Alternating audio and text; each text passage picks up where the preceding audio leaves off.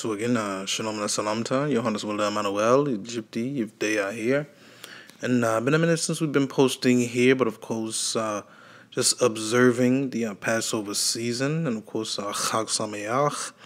As of course, we've come to this time and season there with the feast of Chag Hamatzot, or the Feast of Unleavened Bread, the 7-day, of course, feast, which of course will culminate with our Ethiopic or Judeo-Christian Orthodox in the plain sense, our faith there exclusively into the Tewahedo faith of the Ethiopian Christians of Fasika Tinsae.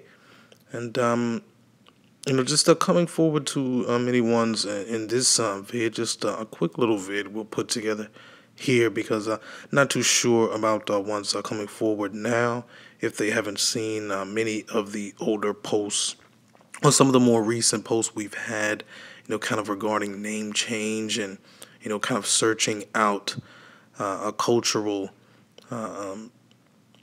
exceptions and more so morals and mores leading into the accepted ways, or more so the traditional ways of naming our children, or in this particular case, renaming and reestablishing the naming system from the Ethiopic perspective, of course, in the language of the Amharic, and also extends to the Tigrinya, so on and so forth, of these many Ethiopic languages and their perspective dialects. I had to, of course, come forward to many ones in this instance and just kind of, take the veil off, so to speak, in this moment, just to acknowledge certain things and make sure that they were, expounded upon, even in the slightest. Though we'll expound a lot more on this, especially with the help of the LNC committee there, the LOJS, of course, the Law and Constitutional Committee. And this one extends, of course, from the Ethiopian Crown Council, which is very important at this point, brothers and sisters that are listening, especially of our prospective community, but anyone who, would seek to find out a little more about this, or just inquiring mind to, kind of find out certain things about the perspectives of ones as ourselves, especially of Rastafari, Beta Christian, Beta Israel, so forth, so on and so forth, these Judeo Christians, these, of course, Ethiopian Hebrews, in this perspective. This will kind of give you a snapshot into a lot of things, because I'm sure that many things come up and just certain conversations, especially among certain academics, so on and so forth, of that nature, to kind of, take the shroud off of much of the conversation which goes on between many Rastafari, even though most of it is cryptid, especially from one in the initial sense, just coming across certain things as these. But even so here, a lot of information can be had there at the Ethiopia Zawad or the Crown Council of Ethiopia website, which has been up for some time. I definitely check in every now and then just to, see what may have been updated. Not too many updates are coming at this point, though we do acknowledge, of course, our Prince, Leul, Ermias Sahile Selassie, as well as his queen, of course, his princess, of course, Saba, Princess Saba, Lidj Saba. And he, of course, our prince I'm speaking of, Leul, was acknowledged even so just recently, about a strong or so ago, before the Passover season, there at, I think that was Loyola Marymount. So more so, I think that's there out in either Illinois or California. I know that there's multiple Loyola universities, but I think, and I'll have to really assess on that and really do my research on that Loyola that acknowledged Prince Ermias Sahile Selassie with some credentials, for the of course, educational works that he has done so far, and of course also being a diplomat of high esteem, especially on these shores, and much of the work that he has put together, just keeping lineage and the more so the legacy of the Ethiopian crown in one's minds, especially those who have certain affinities toward it. So just to say in the least, we definitely salute High Prince Leul Sahle, Ermis Sahle Selassie, and many regards, as even so the Crown Council itself was formulated here on these shores in the United States of America, as well as the Ethiopian World Federation as well, headed up by Dr. Melaku Emmanuel Bayen. But those are, of course, other reasonings for other sessions. But here, even so, we just really sought to begin the talks, especially those which we will have amongst the LNC Committee, the Law and Constitutional Committee, about much of the Imperial Ethiopian heraldry, and really, just clearing the fog on most of the principles which we seek to adhere to from our ancient culture, our ancient kingdom, clearly, and just showing how the naming system plays a humongous part in much of our restoration and reestablishment of our communities, prospectively. So I really am looking to seeking to put together, I really have a few of these family trees here, as it should be coming across the screen, as you can see it here.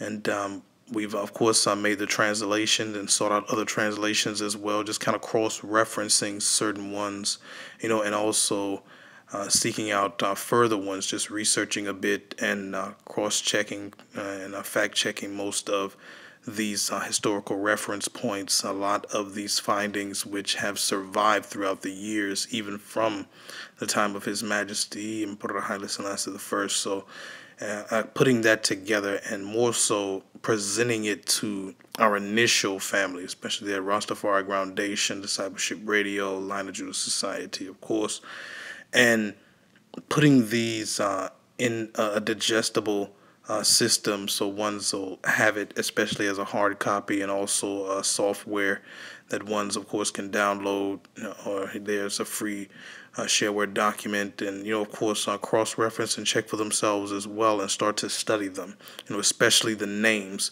the particular names in themselves, because I really am seeking to put this forward in such a sense, because even as Rastafari, and I mentioned this even on the Discipleship Radio, we've come to this point of a sort of renaissance period, or rebirth period, a rehashing, a restarting, a reestablishing, a regeneration here of Rastafari, especially on these shores of America as we would know it here in the West.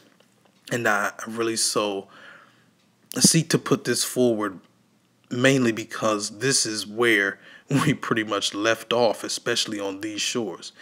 During the 1930s, 1940s, 50s, and 60s, many ones were already in this mode of study, which we are seeking to regain at this point, especially amongst our own prospective community of Rastafari Foundation and the affiliates, of course, all of the affiliate organizations and those working in their own perspective, twos and threes, or maybe it just be a one or two and not too many. But as always, the ones that are just seeking to gain that strength, we find ourselves working in these type of community circles, and even so coming to certain levels of the language. And also we'll have a clip here at the end of this vid, just to show you and improve the fact of the words that I'm speaking here, that many ones were learning the Amharic, the Ethiopic languages, the Gu'us, so on and so forth, at that period of time, even so from the 1930s. And it's very important for us to pick up that torch and continue to move forward with it, because it clearly, not only shows the connections between the two continents and the two peoples specifically, but it there shows the lineage, of course, that was lost from many ones.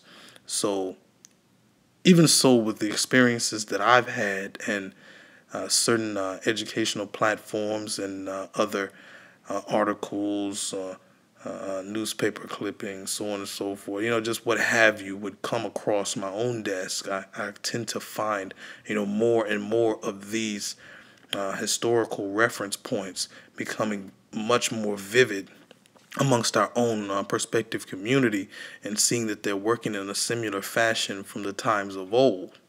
So just to put this forward in a manner that's, of course, easily digestible and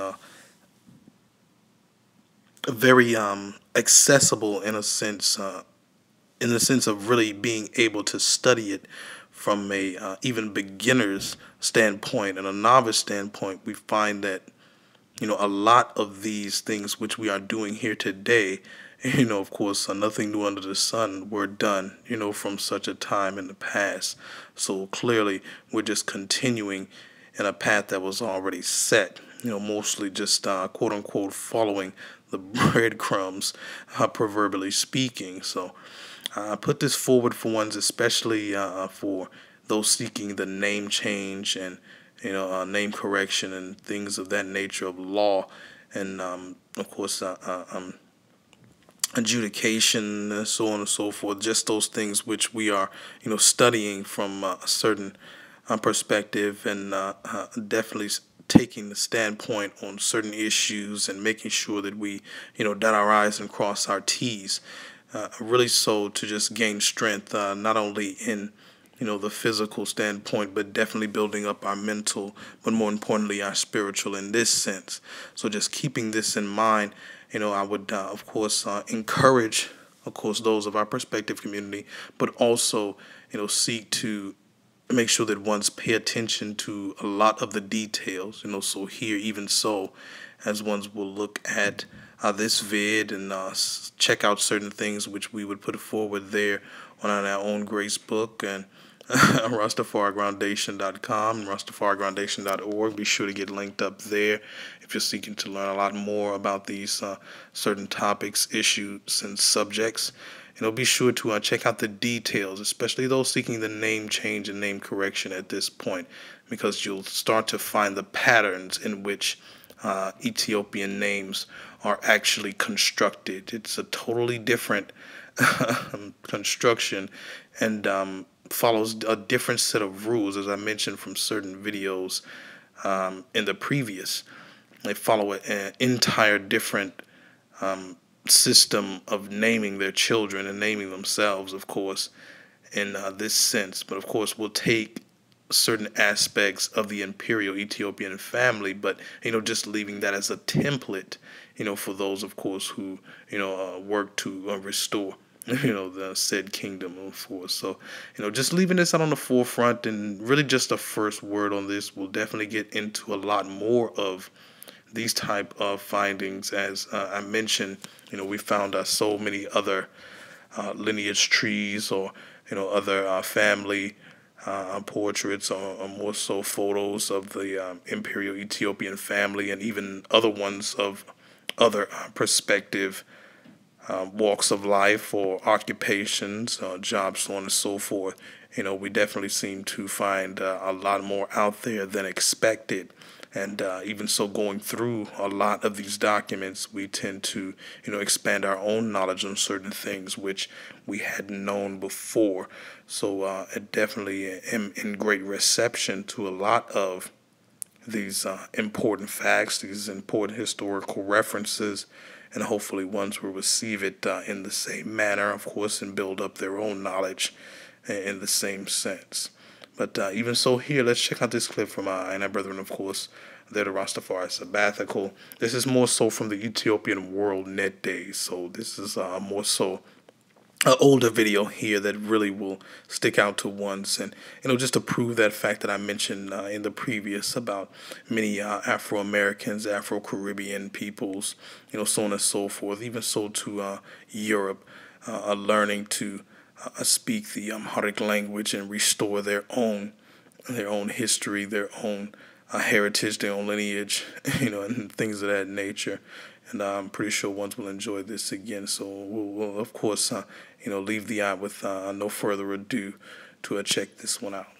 Shalom. Now here's another historic clip. This is another historic clip from the archives concerning the Ethiopian World Federation, and this is dated June 17th, 1937. And this particular, let's see if we can get some good light on it. This particular page right here is on Amharic. As you can see, this is the Amharic language, and this was being taught by Dr. Melaku Emmanuel Bayen. And here is an article, a postcard, from a postcard that was being sent to His Imperial Majesty Emperor Haile Selassie in exile.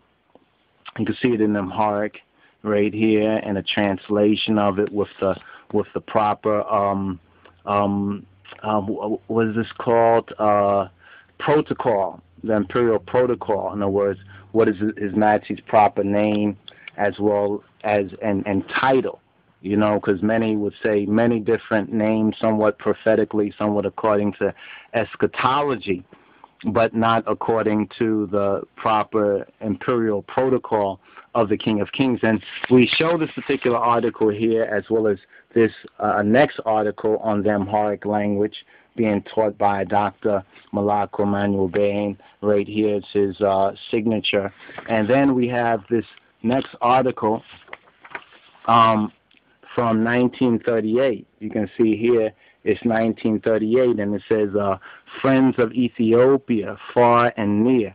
And this is by Dr. Melaku Emmanuel Bayen's wife, the African-American Ethiopianist Dorothy H. Bayen. And it's a letter from a 10-year-old child. And it says, quote, "And a little child shall lead them," end quote. And now this article is interesting. This is 10-year-old Edna Lewis.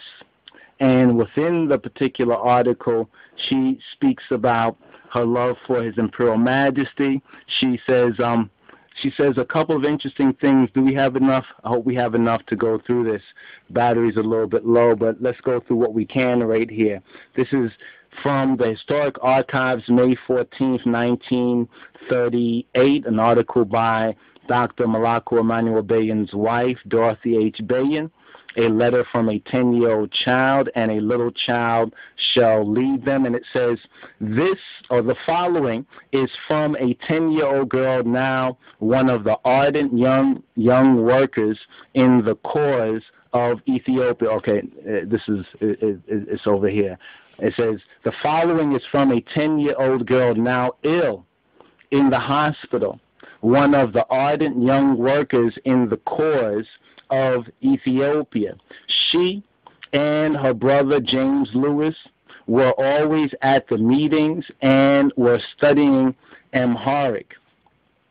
She did all she could. Let's see how this reads over here. She did all she could to interest her schoolmates in this great cause.